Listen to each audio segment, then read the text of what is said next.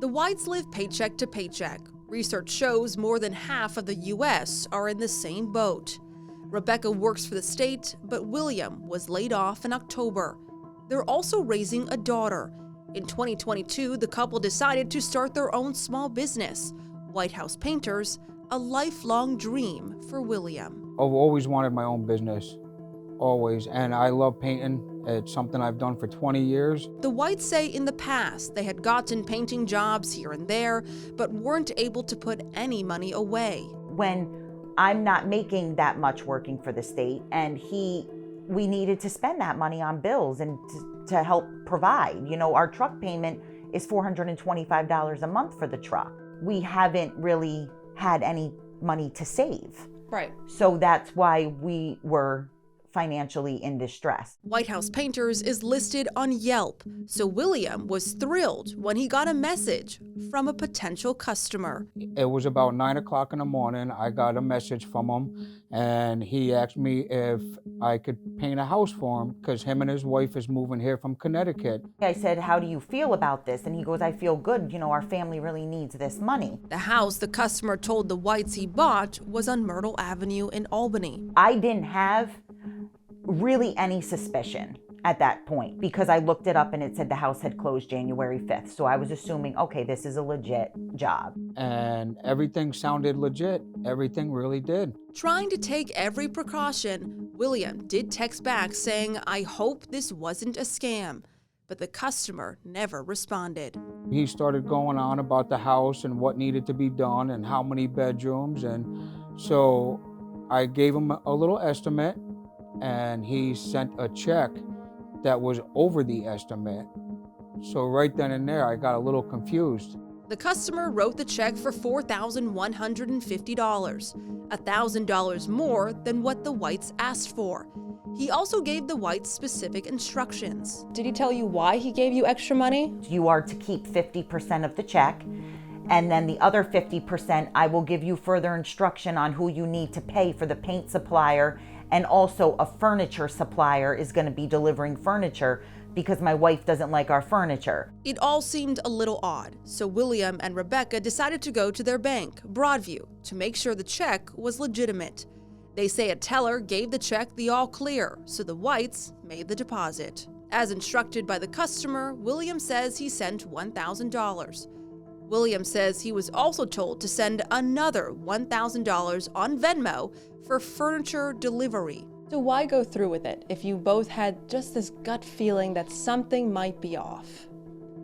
Because he kept calling and telling me that it needs to be done by this time. And, you know, when you're done with the job, I'll have more work for you because I'm in with vendors and I'm in with these guys. And, you know, I have contacts with other business people. And when I move to Albany, if I like your work, I'll have more work for you. You saw an opportunity. Yeah.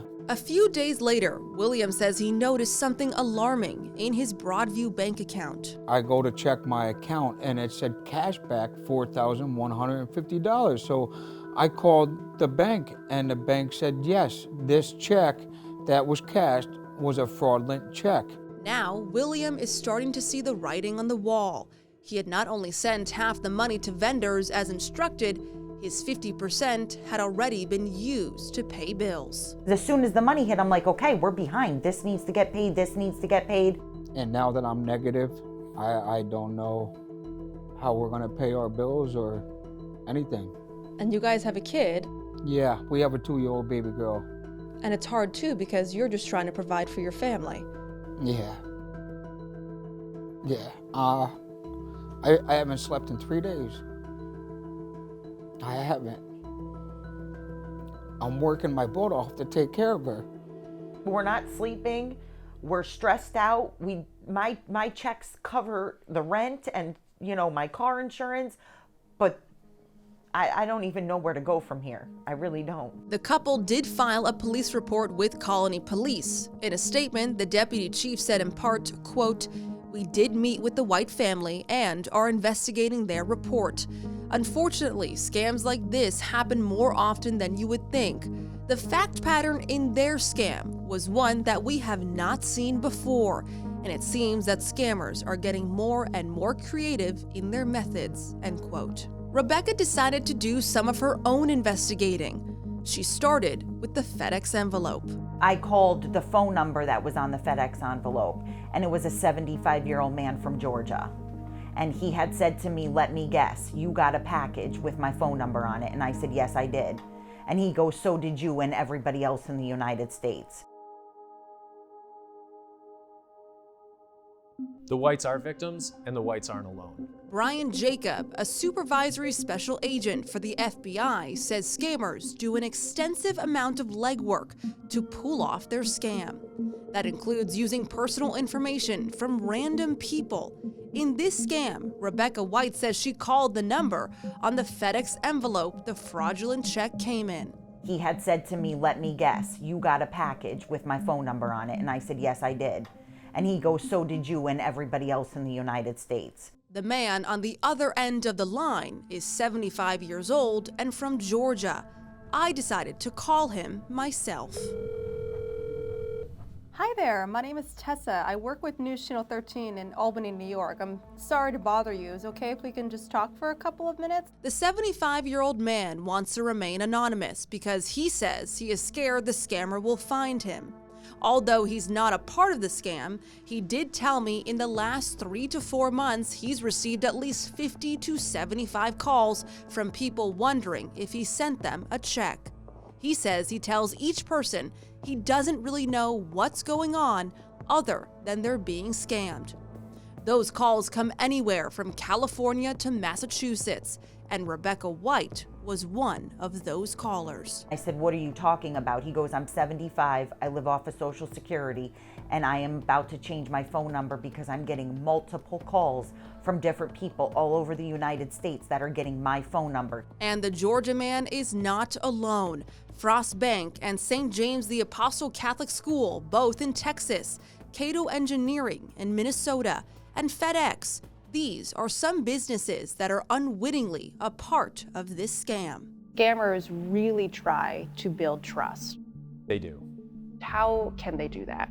They utilize a combination of factors. So they're trying to identify what makes you a better victim, what makes you vulnerable to them. So they're going to ask a lot of questions. They're going to social engineer you.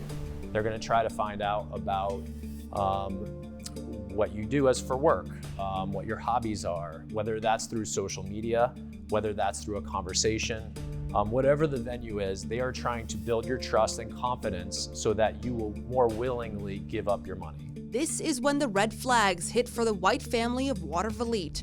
There was a lot of questions that 13 Investigates worked to answer. First, I looked at the return address on the FedEx envelope. It said Cato Engineering in Minnesota. The company name and the address matched up. And when I called, a person on the line told me they've received several calls about checks they supposedly mailed but have no recollection of doing so. On the check itself, this school was listed.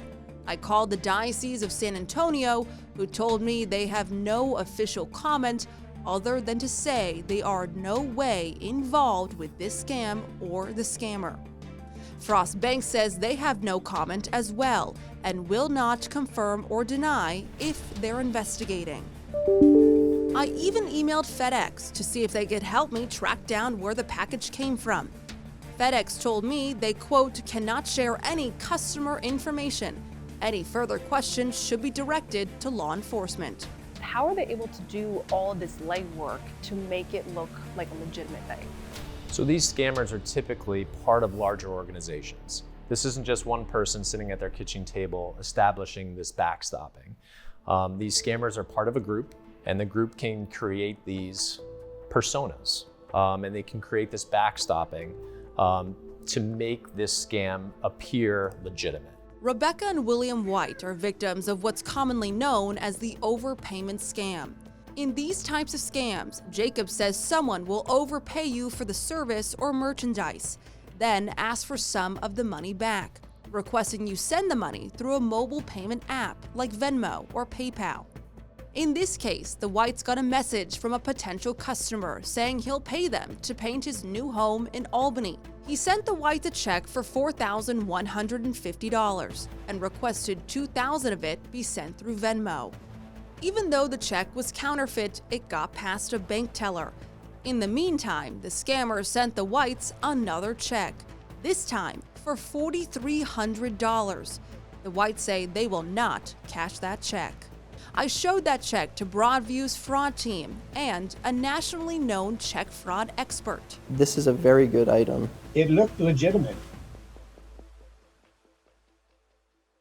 It looked legitimate. It looked very legitimate. But if you look closely, the return address was San Antonio, Texas. I mean, the address in the top left corner, company name was San Antonio, Texas. San Antonio was misspelled. Well, check printers are not going to do that. It was misspelled. It had an extra letter in it. Greg Litster is a career banker and president of SafeChecks, a company made to manufacture high-security checks. Litster works alongside Frank Abagnale to design the checks. You may know Abagnale's story from the movie Catch Me If You Can, portrayed by Leonardo DiCaprio. Abagnale is one of the most well-known con men in America that now helps the government and businesses against fraud. Litster says nowadays it can be hard to identify real checks from the fake ones. They steal a check out of the mail, they scan that check, they just recreate the words on it, keep the signature, retain the signature in the digital form, and then print it out on entirely different blank check stock they bought online. Even Broadview's vice president of crime says counterfeit checks are extremely common.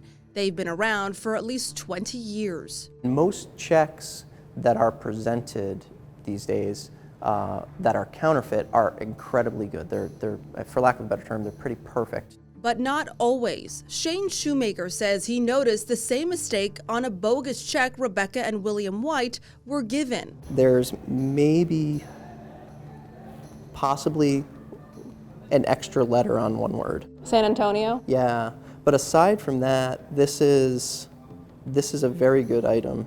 A lot of the security features that you would expect to see in a check are here with the various colored backgrounds, watermarks, microprinting. The Whites own a small painting business and say they lost $4,150 when a supposed customer messaged them to have work done on a new home in Albany.